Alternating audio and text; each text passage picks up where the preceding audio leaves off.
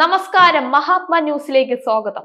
സത്യത്തിൽ social media parenting എന്നത് പുതിയ കാല വൈറ്റ് പേപ്പർ കുഴലൂത്തിന്റെ ഇരകളാണ് നമ്മുടെ ഈ പുതിയ തലമുറ. അതുകൊണ്ട് തന്നെ കേരളം അതിഭീകര അവസ്ഥയിലൂടെയാണ് കാത്തിരിക്കുന്നത്. ഭരിക്കുന്നവന്റെ ദേഹത്ത് മാത്രം കുതിര കയറിയിട്ട് കാര്യമില്ല, അത് വേറെ പോഴത്തരമായി പോകും. ഭരണകൂടത്തിന് ഉത്തരവാദിത്വവും ബാധ്യതയും ഉണ്ട്, എന്നാൽ അവിടെ മാത്രം ഒതുങ്ങുന്നതല്ല യഥാർത്ഥ ഉത്തരവാദിത്വം. കേരളത്തിന് പുറത്ത് മയക്കുമരുന്നും കഞ്ചാവും പാൻ മസാലയും ഡ്രഗ്സും സുലഭമാണ്. ഇവിടെ എടുത്ത അവസ്ഥയും അതിഭീകരം തന്നെയാണ്. മാധ്യമങ്ങളും സർക്കാരുകളും ഇതൊന്നും ഇവിടെ ചർച്ച ചെയ്യുന്നത് പോലുമില്ല. അതിനാൽ തന്നെ പ്രശ്നങ്ങൾ നാട്ടുകാരും അറിയുന്നുമില്ല. കേരളത്തിലെ സാഹചര്യം പക്ഷേ വ്യത്യസ്തമാണ്. 20 വയസ്സ് കഴിഞ്ഞാൽ ഈ മക്കൾ ജോലി ചെയ്ത് ഒന്നും കൊണ്ടുവരേണ്ടതില്ല. ഉത്തരവാദിത്തം എന്നത് പകർന്നു കൊടുക്കാൻ വെള്ളക്കോളർ ജോലി ലക്ഷ്യം വെച്ച മാതാപിതാക്കളും സമൂഹവും മറന്നുപോയി. വിദേശ പണം എറിഞ്ഞു കൊടുത്തുകൊണ്ട് പുസ്തക പഠന ജീവിത സൗകര്യങ്ങൾ മാത്രം നൽകിയാൽ മക്കൾ വളരും.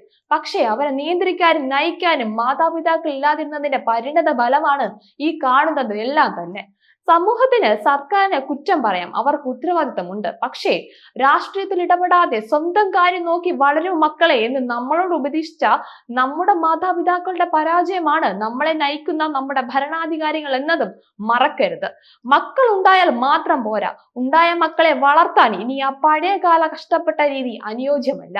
അതിന് മക്കളെ എങ്ങനെ വളർത്തണമെന്നും എങ്ങനെ നയിക്കണമെന്നും എങ്ങനെ മാതൃകയാക്കണമെന്നത് മാതാപിതാക്കളെ പഠിപ്പിക്കണം. അതിന് പാരന്റിംഗ് സ്കൂൾ ഇവിടെ അനിവാര്യമാണ്. കുട്ടികളെ ഏറ്റവും അധികം സ്വാധീനിക്കുന്നത് അവരുടെ മാതാപിതാക്കളാണ്. എന്നാൽ മാതാപിതാക്കൾ ആ സ്ഥാനം ഇന്ന് സമൂഹ മാധ്യമങ്ങൾക്ക് നൽകി സ്വസ്ഥതയോടെ ഇരിക്കാൻ ശ്രമിച്ചതിന്റെ ഫലമാണ് ഈ കാണുന്നതെല്ലാം. കാരണം കുട്ടികൾ പഠിക്കുന്നവരല്ല, പിന്തുടരുന്നവരാണ്.